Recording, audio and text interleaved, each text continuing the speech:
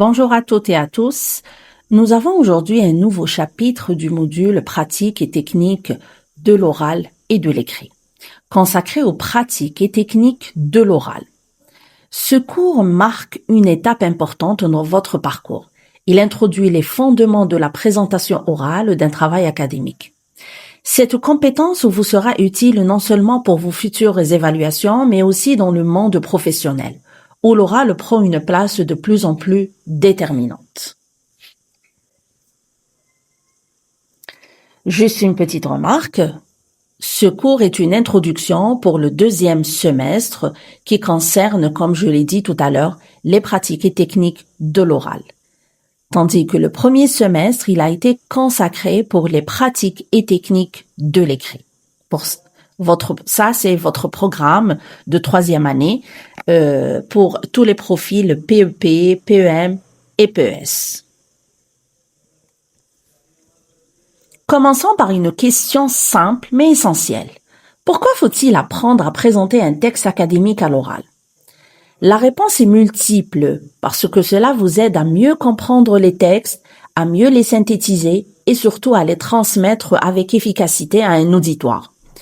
Il ne suffit pas de savoir lire ou écrire un texte universitaire, il faut aussi savoir le mettre en voix, avec clarté et conviction. Cette compétence renforce vos capacités argumentatives, votre esprit de synthèse et votre aisance à l'oral. Des qualités très recherchées dans le monde académique et surtout professionnel, surtout que vous allez devenir des enseignants.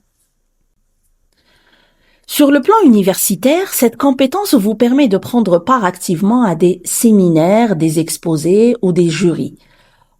Et bien sûr, dans votre classe, puisque vous allez devenir enseignant. En valorisant non seulement votre compréhension, mais aussi votre posture critique. Dans le monde professionnel, c'est un savoir-faire essentiel pour présenter un projet. Faire un compte rendu oral ou convaincre lors d'un entretien ou convaincre vos apprenants en classe aussi est très important. Présenter un texte à l'oral, ce n'est pas le réciter. C'est en proposer une lecture vivante, incarnée, compréhensible. C'est aussi apprendre à penser à voix haute. À ce stade, une erreur fréquente doit être évitée. Confondre restituer oral et lecture à voix haute. Or, oraliser un texte, ce n'est pas le lire ligne par ligne, c'est le reformuler, le structurer autrement, en respectant bien sûr son sens, mais en l'adaptant à la logique de l'oral. L'oralisation implique une prise de distance.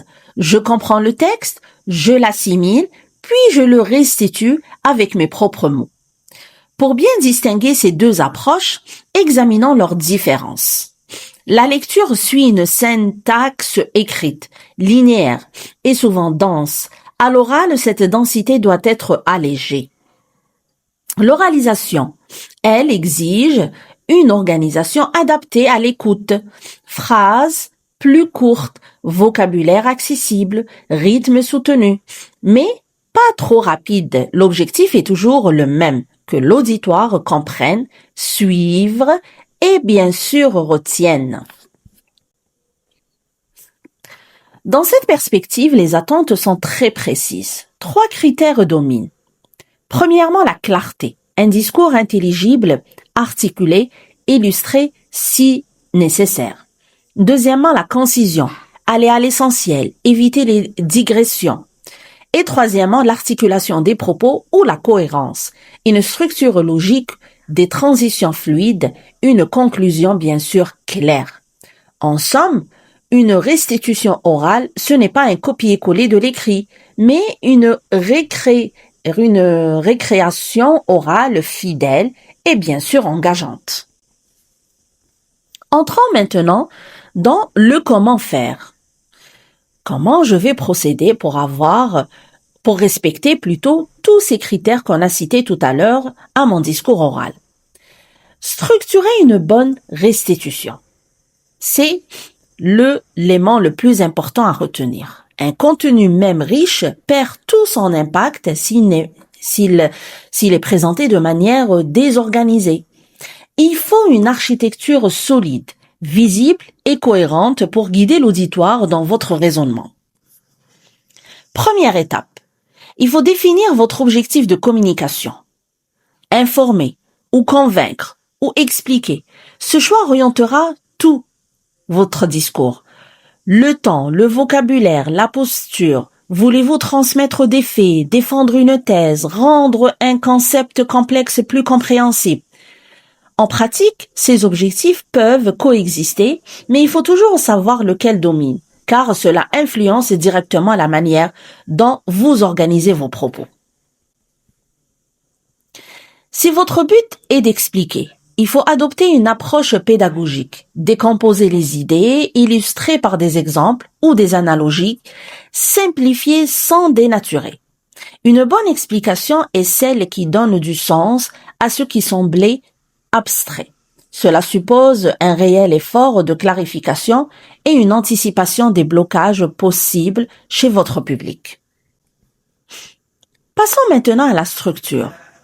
Toute intervention orale bien construite suit une forme simple. Bien sûr, une introduction, puis un développement, et on conclut par une conclusion.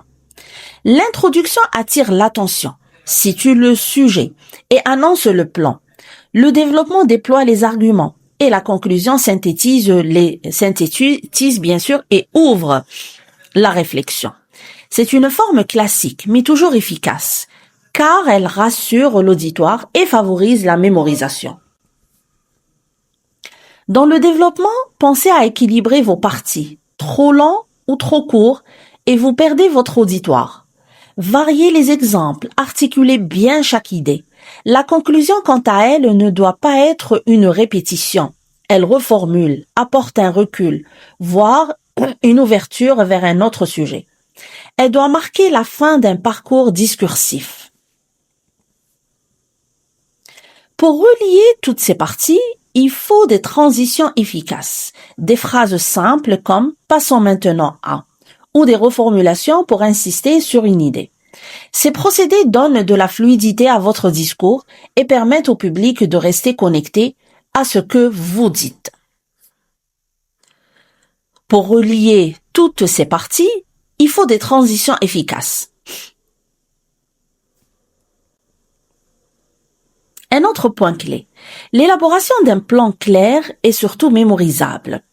2 ou 3 grandes parties avec des titres explicites, utilisez s'il le faut des schémas, des cartes mentales ou des fiches résumées. Plus vous êtes à l'aise avec votre plan, plus vous serez libre dans votre parole. À présent, parlons de l'expression orale en elle-même. La qualité de ce que vous dites dépend aussi de comment vous le dites. Voix, posture, regard, gestuelle, tout entre en jeu. Il ne suffit pas d'avoir le bon contenu, il faut le faire vivre.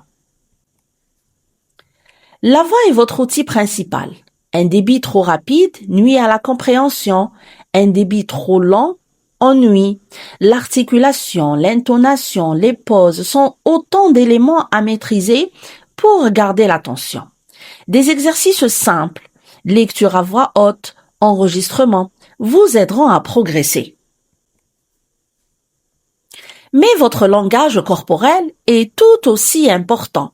Le regard établit le lien. La gestuelle souligne vos idées. Une posture stable et ouverte donne confiance, à vous comme à votre auditoire. Le corps parle. Il soutient votre discours ou le contredit, si vous n'y prêtez pas attention. Enfin, le trac. Tout le monde y est confronté. La clé n'est pas de l'éliminer, mais de l'apprivoiser. Respirez profondément, se préparer mentalement, visualiser le succès, répéter en conditions réelles.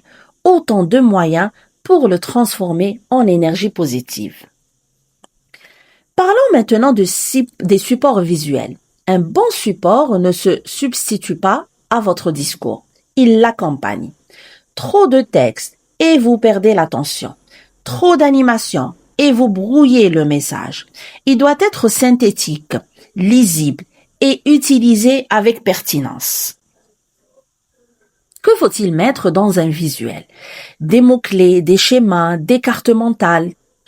Le but est de clarifier, pas de surcharger. Le visuel est un outil de repérage, de mémorisation, mais c'est à vous de le commenter, de l'expliquer. Il faut aussi que votre parole soit synchronisée avec vos visuels. Ne lisez pas les diapositives, commentez-les. Donnez le temps à l'auditoire de les lire. Utilisez-les pour illustrer ce que vous dites, pas pour vous remplacer. Enfin, évitez les pièges classiques. Police trop petite, diapos surchargée, lecture linéaire du support. Tout cela nuit à votre impact. Un bon diaporama est sobre, clair et bien intégré dans votre présentation. Pour clore ce parcours, rappelons l'importance des retours collectifs après chaque présentation. Ils permettent de progresser et d'identifier ses points forts, mais aussi ses axes d'amélioration. L'enseignant a ici un rôle central, celui de guider réflexif qui aide à transformer l'expérience orale en apprentissage conscient. Pour conclure, retenons que la restitution orale d'un travail académique n'est pas un exercice secondaire. C'est un véritable acte de communication qui mobilise des savoirs, des techniques et une posture réflexive. Ce premier cours visait à vous fournir les bases nécessaires pour comprendre les enjeux de cette pratique. À partir de la prochaine séance, nous rentrons dans le vif du sujet avec des situations concrètes, des simulations et une exploration progressive des différentes pratiques et techniques de l'oral. L'exposé, l'interview, le débat, le témoignage et bien d'autres encore. Le deuxième semestre sera donc entièrement dédié à l'entraînement, à l'analyse et à la maîtrise de ces formes orales, qui vous permettront de gagner en aisance, en précision et en confiance. Merci à vous et à très bientôt pour la suite du module.